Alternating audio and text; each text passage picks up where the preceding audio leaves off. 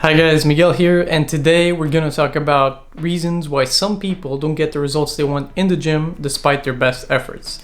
And to start things off, I'm going to start with one of my favorite analogies, which is the one where you have a jar, you have some big rocks, some smaller rocks, and the sand. Now this will all make sense, just bear with me.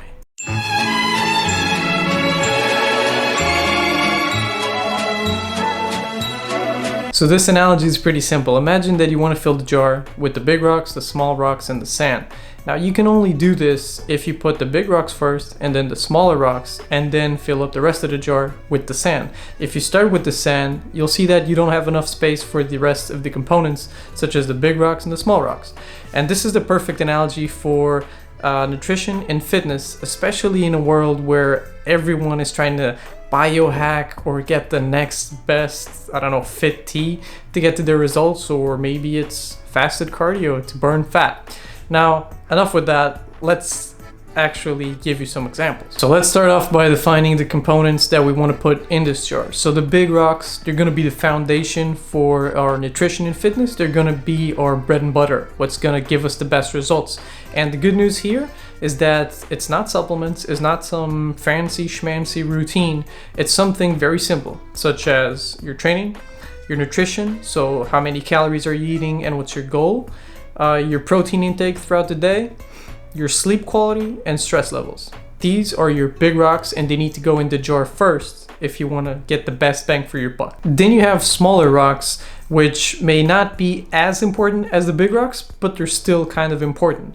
And this could be something as meal frequency. So how many times a day should you eat? When should you eat? How much protein per meal? How many exercises? How many sets? So these are the smaller things. They still kind of matter, but not as much as the big rocks. And finally, this gets us to the last component, which is the sand. So this would be something as supplements. So whey protein, creatine, beta-alanine, citrulline malate, fit teas, don't take those. So now that we've defined all of the components, it's time to actually put them in the jar. And this is why a lot of people don't get the results that they want to. It's because they screw up the order.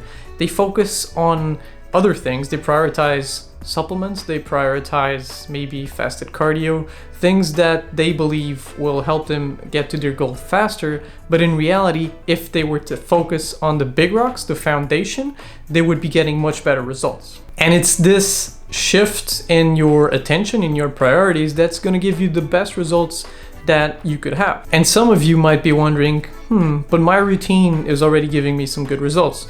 And to that I'd say, great, keep doing it. But I'd also ask you the question, what if it could be working better for you? And what I mean by that is there something you could optimize? Let's go back to the analogy of the jar. Going back to the big rocks, I'm going to start with one of the things that is often overlooked in today's society, and it has a huge impact on your physique, your results, your appetite, testosterone, the amount of body fat you're going to lose. It's very important. And you might be wondering, what is it? Is it a fancy supplement? It's sleep. Sleep, mother. Sleeping is awesome for you, not only because it, feels good, but remember that your body isn't growing while you're training. Training is the stimulus. Training is the spark that starts everything. When you sleep, it's when your body recovers and when you actually grow. Not only that, it's also very important for your recovery, and also especially if you're trying to lose body fat. I'm not talking about just losing weight, but actually losing fat. The next big rock is training. And if you've ever been to the gym, you'll notice that some people, they're lifting, but they're just going through the motions. It's not like they're even there. They're there physically. And the last component, the last big rock I'm going to touch on today is nutrition. Now, I'm not going to go very into depth here on this video. I'm going to keep it very simple, very light, which is if you want to gain weight, by now you should know that you need to be in a caloric surplus, meaning you need to eat more calories than the ones you're actively burning. And if you want to lose weight, you need to be in a deficit, meaning burn more calories than the ones you're eating. And if fat loss is your main goal, then this should definitely be one of your top priorities, to make sure that you're in a deficit. Because if you're not, you're probably not going to get the results that you want. No matter how many fit teas you get, no matter how much cardio you do while you're fasted, it's not going to work if you're not in a deficit. Now, Another thing that it is important for you to maintain is a high protein diet. And why are some of the good reasons of having a high protein diet? Well, number one, if you're trying to lose weight, protein is the macronutrient, so talking about proteins, fats, and carbs, that is going to give you the most satiety, meaning you'll feel fuller for a longer period of time, meaning you won't have as many cravings. So that's a huge plus if you're trying to lose weight.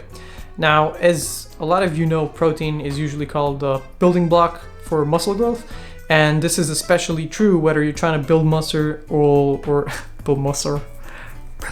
If you're trying to build muscle or trying to lose body fat. Now, a great starting point and a good recommendation for protein intake is about 1.6 grams per kilogram of body weight, or roughly 1 gram of protein per pound of body weight. And if your main goal is to lose weight or lose fat, you can actually increase your protein intake to make sure that you're maintaining as much lean mass as possible, meaning you're trying to shed the body fat but keeping as much muscle as you can.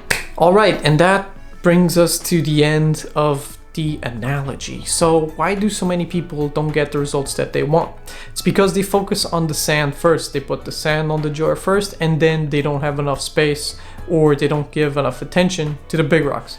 In this case, they're looking for supplements, biohacks, whatever it might be, and they're not prioritizing getting enough hours of sleep, getting enough protein in their diet, being within their caloric target, or just training with effort, intensity, and purpose. That is gonna be the video for today, guys. Thank you so much for watching. As usual, I think I'm supposed to say, like the video, subscribe if you haven't. I really appreciate your support, and I thank you for watching the videos. As always, if you have any questions that I can help with, leave them in the comments below, and I'd be happy to help. I'll see you on the next one. Boop. Yeah, man. Trying to get some creatine gains, man. Gonna get them.